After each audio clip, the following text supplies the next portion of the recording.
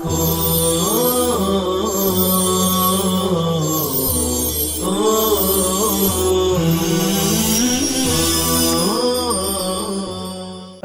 للہ رب العالمین والصلاة والسلام علی سید المرسلین وعلی آلہ وصحبہ اجمعین، اما بعد، بسم اللہ الرحمن الرحیم۔ طلبہ عزیز، یہ درس سابق میں جو روایتیں ہم پڑھ رہے تھے اسی کا حصہ ہے جسے ہم آگے بڑھا رہے ہیں۔ روایت نمبر 199، حدثنا احمد بن داود قال حدثنا سهل بن بكار قال حدثنا ابو عوانة عن ابي بشر عن يوسف بن ماهك عن عبد الله بن عمرو قال تخلف عنا رسول الله صلى الله عليه وسلم في سفرة سافرناها فأدركنا وقد أرهقتنا صلاة العصر ونحن نتوضأ ونمسح على أرجلنا فنادى بلال ويل للأعقاب من النار مرتين أو ثلاثا۔ عبداللہ ابن عمرو سے روایت ہے کہ جناب رسول اللہ صلی اللہ علیہ وسلم ہم سے ایک سفر میں پیچھے رہ گئے، پھر آپ ہمیں آ ملے جبکہ نماز عصر کا وقت قریب ہو گیا، اور ہم نے وضو کیا اور اپنے پاؤں پر پانی ملا یعنی مسح کیا، جس سے پاؤں کے بعض حصے خشک رہ گئے، تو حضرت بلال رضی اللہ تعالی عنہ نے جناب رسول اللہ صلی اللہ علیہ وسلم کے حکم سے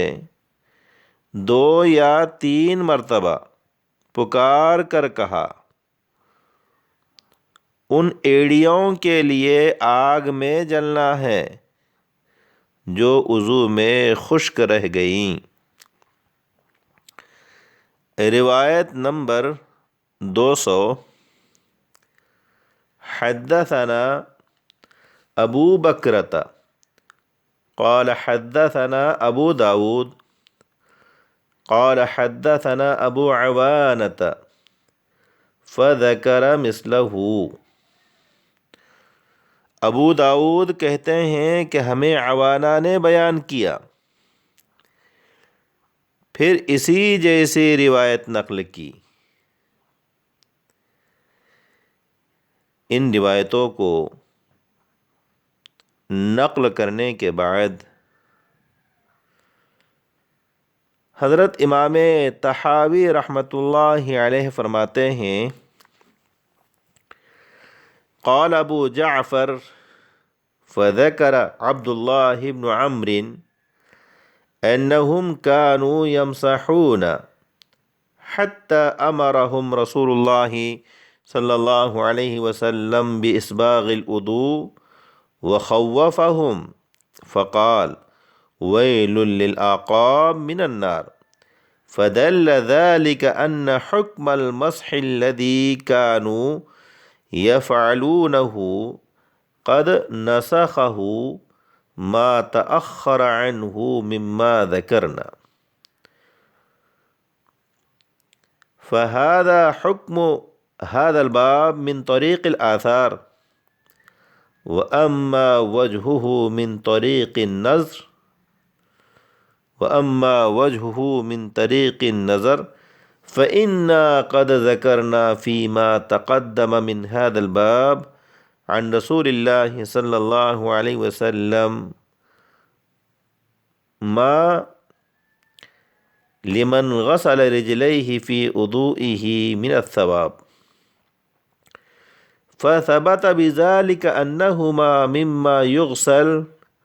وأنهما ليستا كالراس الذي يمسح وغاسله لا ثواب له في غسله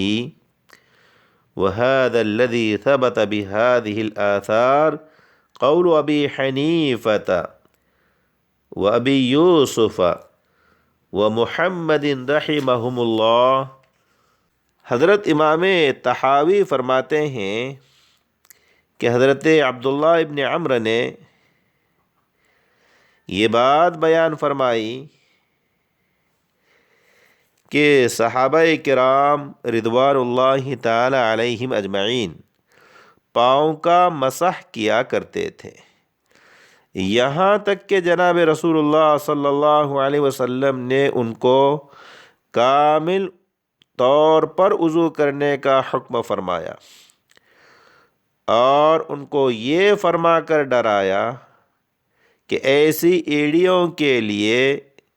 جہنم کی خرابی ہے جو دھونے سے رہ جائے۔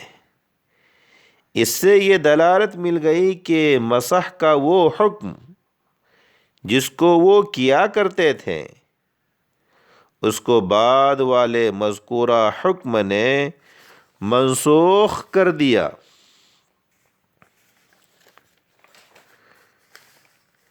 اس باب کا یہ حکم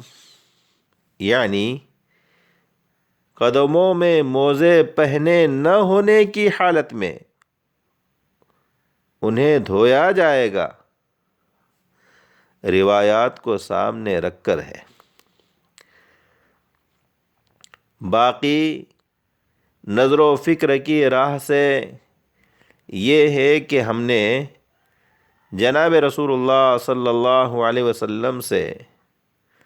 پاؤں دھونے والے کے ثواب کی روایات ذکر کی ہیں۔ ان سے یہ ثابت ہوتا ہے کہ یہ ان اعضاء میں سے ہیں جن کو دھویا جاتا ہے۔ یہ سر کی طرح نہیں ہے کہ جس پر مسح کیا جاتا ہے اور اس کے دھونے والے کو ثواب نہیں ملتا، اور یہ حکم یعنی دونوں پاؤں کا وظیفہ موزے پہنے نہ ہونے کی حالت میں انہیں دھونا ہی ہے۔ یہی مسلک حضرت امام ابو حنیفہ، امام ابو یوسف اور امام محمد رحمہم اللہ کا ہے۔ اس کے بعد حضرت امام طحاوی رحمۃ اللہ علیہ آگے کی عبارت میں فرما رہے ہیں وَقَدْ اخْتَلَفَ النَّاسُ فِي قَوْلِهِ تَعَالَى وَأَرْجُلَكُمْ فَأَضَافَهُ قَوْمٌ إِلَىٰ قَوْلِهِ تَعَالَى وَامْسَحُوا بِرُؤُوسِكُمْ قَصْرًا عَلَى مَعْنَى وَامْسَحُوا بِرُؤُوسِكُمْ وَأَرْجُلَكُمْ وَأَضَافَهُ قَوْمٌ إِلَىٰ قَوْلِهِ فَاغْسِلُوا وُجُوهَكُمْ وَأَيْدِيَكُمْ إِلَى الْمَرَافِقِ فَقَرَأُوا وَأَرْجُلَكُمْ نَسَقًا عَلَىٰ قَوْلِهِ فَاغْسِلُوا وُجُوهَكُمْ وَاغْسِلُوا أَيْدِيَكُمْ وَاغْسِلُوا أَرْجُلَكُمْ عَلَى الْإِضْمَارِ وَالنَّسَقِ وَقَدْ اخْتَلَفَ فِي ذَلِكَ أَصْحَابُ رَسُولِ اللَّهِ صلی اللہ علیہ وسلم وَمَن دُونَهُمْ۔ حضرت امام طحاوی رحمۃ اللہ علیہ فرما رہے ہیں کہ حضرات علماء نے آیت کریمہ وَأَرْجُلَكُمْ کی تفسیر میں اختلاف کیا ہے۔ ایک جماعت کا کہنا یہ ہے کہ اس کا تعلق وَامْسَحُوا بِرُؤُوسِكُمْ سے ہے، اور امسحوا برؤوسکم وارجلکم کا ایک ہی معنی ہے، جبکہ دوسری جماعت نے اس کی نسبت فاغسلوا وجوہکم وایدیکم الی المرافق کی طرف کر کے اس کو منصوب پڑھا ہے، اے اغسلوا ارجلکم کہ تم اپنے پاؤں کو دھو۔ اس سلسلے میں صحابہ کرام رضوان اللہ تعالی علیہم اجمعین اور تابعین کرام رحمہم اللہ کا اختلاف ہے، جو مندرجہ ذیل روایات سے واضح ہو جائے گا۔ آگے جو روایتیں آ رہی ہیں، طلبہ عزیز، ان تمام روایتوں سے پاؤں کے دھونے میں کچھ حصہ چھوٹ جانے پر آگ کے عذاب کی وعید اور دھمکی موجود ہے، جس سے یہ ثابت ہو رہا ہے کہ عدم خوف، پاؤں میں موزے نہ ہونے کی حالت میں وظیفہ رجلین دھونا ہی ہے۔ حضرت امام طحاوی رحمۃ اللہ علیہ فرماتے ہیں کہ حضرت عبداللہ ابن عمرو نے بیان کیا کہ وہ لوگ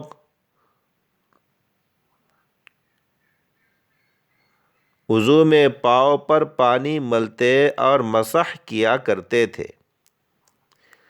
یہاں تک کہ آپ صلی اللہ علیہ وسلم نے ان کو خوب پانی ڈالنے اور کامل وضو کرنے کا حکم فرمایا اور ان کو ڈرایا ان الفاظ میں، وَيْلٌ لِّلْأَعْقَابِ مِنَ النَّارِ، کہ وہ ایڑیاں آگ کی حقدار ہیں جو وضو کرتے وقت خشک رہ جائیں۔ یہ روایتیں اس بات پر دلالت کر رہی ہے کہ مسح کا حکم پہلے تھا، جو بعد والے ارشاد سے منسوخ ہو گیا۔ یہ بات تو آثار و احادیث کے انداز سے ثابت ہو رہی ہے، گویا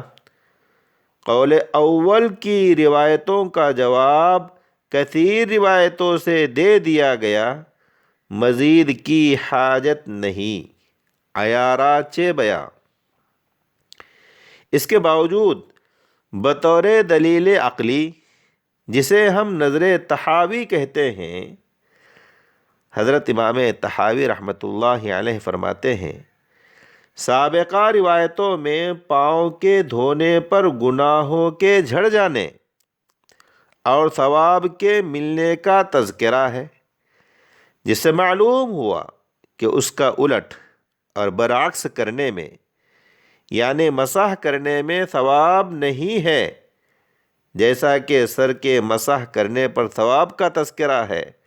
اور اس کا الٹ اور برعکس کرنے یعنی سر کو دھونے میں کوئی ثواب نہیں ہے۔ اور یہ معلوم ہو گیا کہ دونوں پاؤں اعضاء ممسوحہ میں سے نہیں ہیں، بلکہ اعضاء مغسولہ میں سے ہیں، اور اعضاء مغسولہ کا وظیفہ غسل ہے، مسح نہیں۔ لہذا دونوں پاؤں کو نماز کے وضو میں دھویا جائے گا، ان پر مسح نہیں کیا جائے گا۔ اس کے بعد حضرت امام طحاوی رحمۃ اللہ علیہ نے اپنے کلام میں وظیفہ رجلین میں وجہ اختلاف بیان کیا۔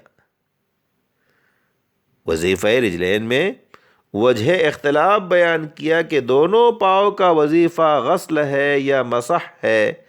اس بارے میں حضرات علماء کا اختلاف کیوں ہے؟ آپ فرماتے ہیں، اس کی پہلی وجہ تو یہ ہے کہ آیت کریمہ فَاغْسِلُوا وُجُوهَكُمْ وَأَيْدِيَكُمْ إِلَى الْمَرَافِقِ وَامْسَحُوا بِرُؤُوسِكُمْ وَأَرْجُلَكُمْ إِلَى الْكَعْبَيْنِ میں ارجلکم پر کسرہ پڑھیں گے یا فتحہ، اس میں اختلاف ہونے کی وجہ سے وظیفہ رجلین میں اختلاف رونما ہوا، کیونکہ کسرہ پڑھنے کی صورت میں وظیفہ رجلین مسح ثابت ہوتا ہے، اور فتحہ پڑھنے کی صورت میں وظیفہ رجلین غسل یعنی دھونا ثابت ہوتا ہے۔ دوسری وجہ یہ ہے کہ لام پر کسرہ یا فتحہ کے پڑھنے میں، ارجلکم کے لام پر کسرہ یا فتحہ کے پڑھنے میں حضرات صحابہ کے طرز عمل میں اختلاف ہے۔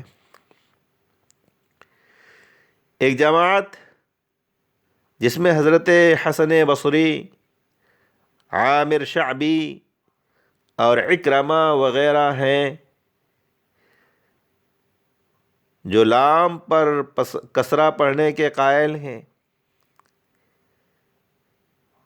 اسی لیے وہ کسرے کو جوار یا عطف کو نسخ کے طور پر قرار دیتے ہیں۔ دوسری جماعت حضرت عبداللہ ابن مسعود، عبداللہ ابن عباس، عروہ ابن زبیر، امام نافع ابن عامر، امام کسائی، امام حفص وغیرہ کی ہے۔ یہ حضرات وہ ارجلکم کی لام پر فتحہ پڑھنے کے قائل ہیں۔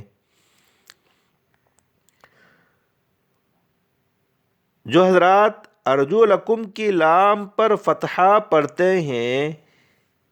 ان کی دلیلیں یہ ہیں۔ نمبر 1، فعل اغسلو کو مقدر مان کر ارجل کا عطف مرفقین پر قرار دیا جائے گا، اور تقدیر عبارت یوں ہوگی: فاغسلوا وجوہکم واغسلوا ایدیکم الی المرافق واغسلوا ارجلکم الی الکعبین وامسحوا برؤوسکم۔ قرآن کریم کے اندر گرچہ رؤوس ارجل پر مقدم ہے، لیکن حقیقی معنی کے اعتبار سے ارجل رؤوس پر مقدم ہے۔ اب اس پر یہ اشکال ہوتا ہے کہ قرآن کریم کے اندر ارجل کو رؤوس پر مقدم کیوں نہیں کیا گیا؟ تو اس کا جواب یہ ہوگا کہ ترتیب وضو کا لحاظ کرتے ہوئے ارجل کو مؤخر کیا گیا، تاکہ وضو کرنے والے سب سے آخر میں رجلین کا وظیفہ ادا کرے۔ نمبر 2، یہاں صنعت تضمین کو اختیار کیا گیا ہے، اور وہ یہ ہے کہ عامل کے بغیر معمول کو ذکر کر دیا جائے، بعد میں معمول کے مناسب عامل اس میں مقدر مان لیا جائے، تو اس صورت میں ارجل کا عطف عامل کے اعتبار سے ما قبل پر ملحوظ نہیں رہے گا، اور تقدیر عبارت یہ ہوگی: فاغسلوا وجوہکم واغسلوا ایدیکم الی المرافق وامسحوا برؤوسکم واغسلوا ارجلکم۔ نمبر 3، قرآن کریم کے اندر وامسحوا برؤوسکم کے بعد وارجلکم سے پہلے واو بمعنی مع کے ہے، تو تقدیر عبارت یوں ہوگی: فاغسلوا وجوہکم وایدیکم الی المرافق وامسحوا برؤوسکم مع غسل ارجلکم۔ طلبہ عزیز، ہم نے پہلے ارجلکم پر کسرہ یا فتحہ پڑھنے کے سلسلے میں دو جماعتوں کا ذکر کیا، دو مذہبوں کا ذکر کیا۔ مذہب اول حسن بصری، اکرامہ اور عامر شعبی وغیرہ کا ہے کہ ان حضرات کے نزدیک کسرہ پڑھا جائے گا، اور مذہب ثانی حضرت عبداللہ ابن مسعود، عبداللہ ابن عباس، عروہ ابن زبیر، امام نافع، ابن عامر، امام کسائی اور امام حفص وغیرہ کا ہے کہ ان کے نزدیک ارجلکم پر فتحہ پڑھا جائے گا۔ تو ان حضرات کا یہ اختلاف ترکیب نحوی کے اعتبار سے ہے۔ رہی بات وظیفہ رجلین کی،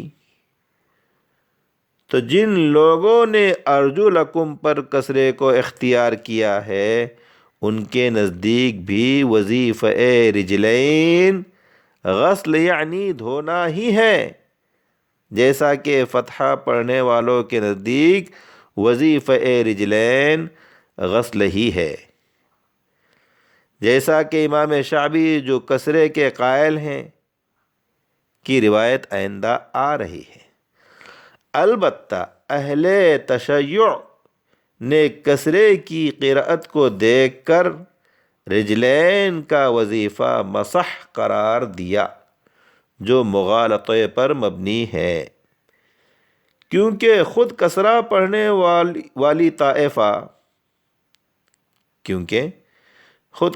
پڑھنے والی طائفہ و جماعت